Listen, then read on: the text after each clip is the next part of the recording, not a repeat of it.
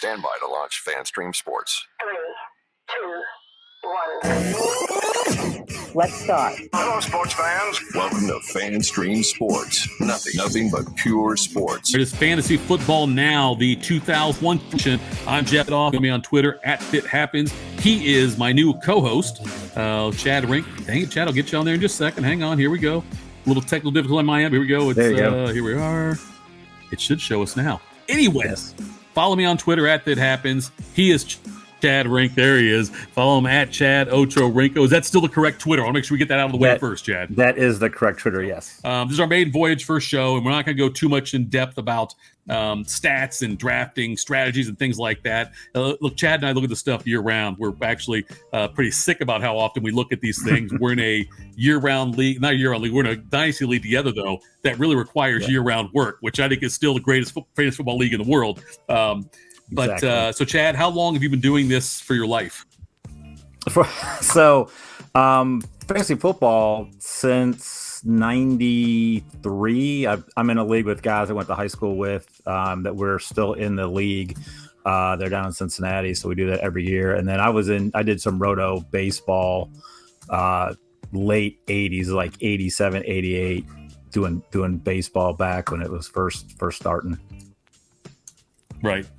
So that's a long history of doing this stuff, and you and I have, probably collectively, I bet we've done over 1,000 drafts when it's all said and done, mock drafts and regular drafts from various leagues we've been in. So it's interesting to me, Chad, how in fantasy football, it used to be, it was just like standard leagues and all of this. Before it was like PPR and half-point PPR that, you had the workhorse running backs that everyone had to grab early on. You had to get two stud running backs, or in some cases 3, right away. And it seems like it's completely flipped now to where you might be better off taking some of these stud receivers and loading those up first, and then just picking off running backs that are going to be, timeshare guys. Exactly. I was doing a couple mock drafts this weekend just to kind of see, because the receivers kind of drop off pretty quick. So Jefferson, trying to run some things, Jefferson at 1, and, you look at the 3rd, 4th, 5th round, there's some running backs that are going to get carries. And again, like you talked about, most teams are at running backs by committees. No one is really getting that 380 plus carries per year on a regular basis. So yeah, those receivers to get those up, plus most leagues are probably going to have you start 3 receivers. So you want to at least get a couple WR1s. And then just take chances on running backs late and see what happens. It used to be like if you didn't get one of the top 2 or 3 tight ends, your tight end position was a crapshoot. You were hoping just to get lucky, catch a lottery ticket with some of these guys. And I've seen a lot of guys now do the same thing with running backs almost. Like you mentioned, taking the receivers early on, and depending on what your quarterback scoring is, maybe a quarterback also, but then you hope to catch a lottery ticket somewhere with your RB2 or your RB3, where you're hoping to get somebody who will eventually take over the job because someone else gets hurt or will outperform his expectations and do that. But it used to be such a science in getting the running backs now, but now it is so much, there's so much luck involved in getting the right running back in the right running back situation. Exactly. I remember it was last year, got a number 1 pick, took Taylor, gets hurt, and that kind of messes you up. And you think about it, like even rookies, like you look at the rookie running backs, those guys are going to probably outperform rookie receivers. So you can load up on the Kendra Millers, A-Chain. I like Roshan Johnson a little bit, and just hope that those guys get a chance second half of the year. Where receivers, you get 2 stud receivers, it's going to help you out in the long run.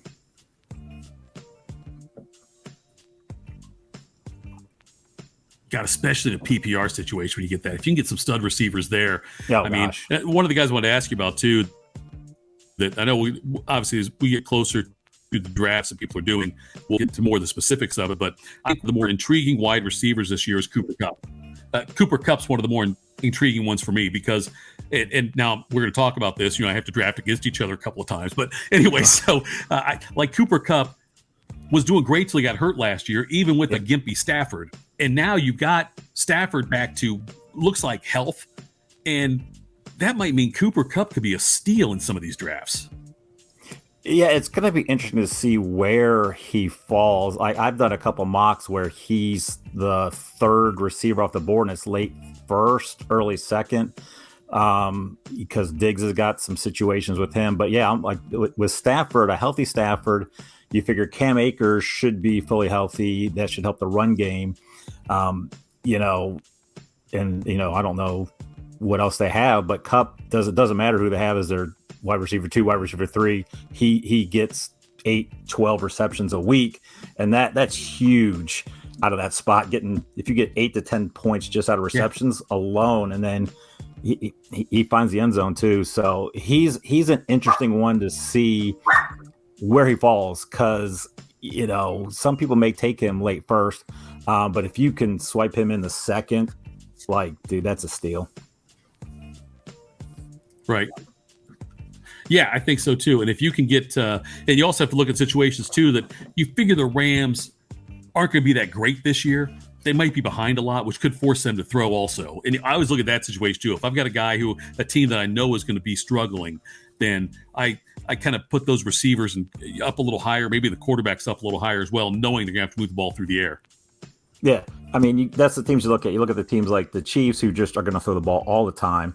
And then you look at the teams that can move the ball but will be behind, like you said, like with the Rams. The Lions were like that last year, which is why Sun God was so good. Bears could be that way a little bit with DJ Moore.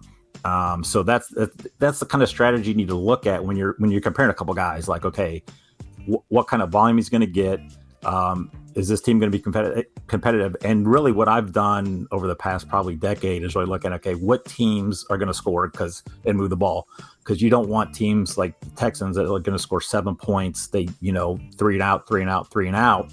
You want teams at least move the ball, at least receiver wise, because if you're getting receptions, if they're down 2-minute drills and just having to throw, the opportunities is really the big thing. So those are the kind of things you want to look at in the draft when you got a couple guys that are right in the same range. Those are the things that'll kind of push a guy up for me.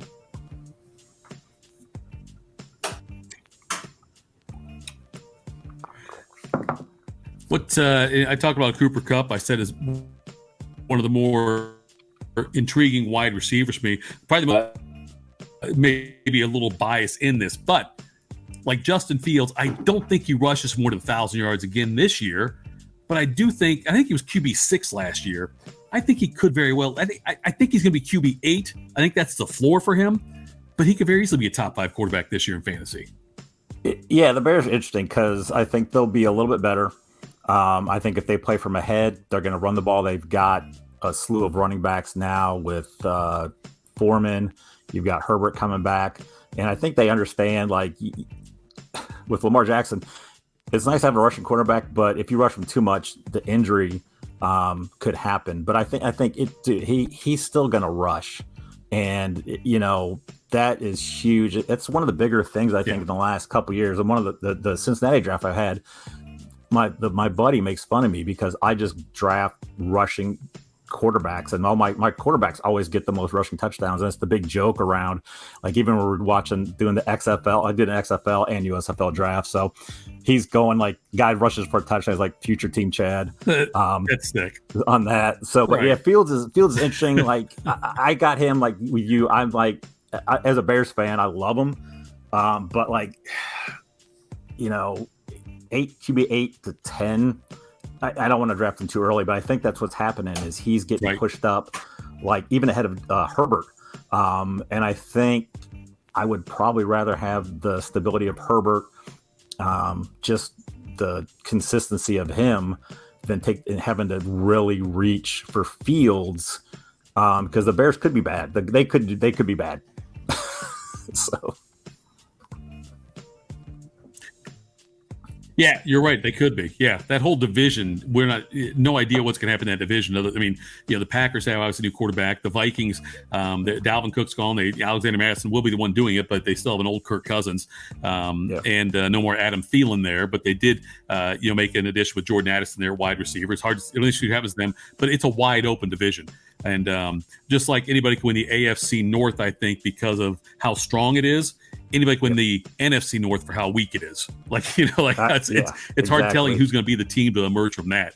Right. So, Chad, this was great. We'll do another one soon here. I just want to get our feet wet on this season, and we'll get another one going here. We'll get to more details. Chad will keep doing mock drafts more than me. I will do them, but I know there's no way in hell Chad Rink will let me outwork him as far as mock drafting goes.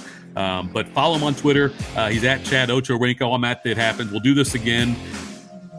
But we'll do a lot of these this year, especially closer to the season. This has been Fantasy Football Now on FanStream Sports, powered by the DSP Media Network. Thanks so much for tuning in, and we will talk to you again soon. Yep.